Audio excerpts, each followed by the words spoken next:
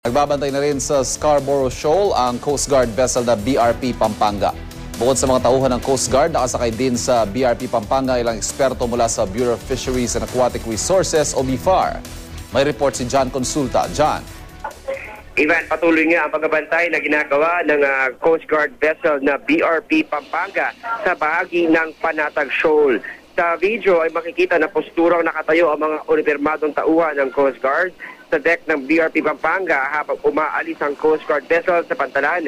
Ayon sa Coast Guard, pahirapan daw ngayon ang komunikasyon sa area. Bukod sa kanilang mga tauhan, nakasakay din sa BRP Pampanga ang ilang eksperto mula sa Bureau of Fisheries and Aquatic Resources. Ginamang initalya ng Coast Guard kung ilan ang tauhan nila nakasakay sa BRP Pampanga.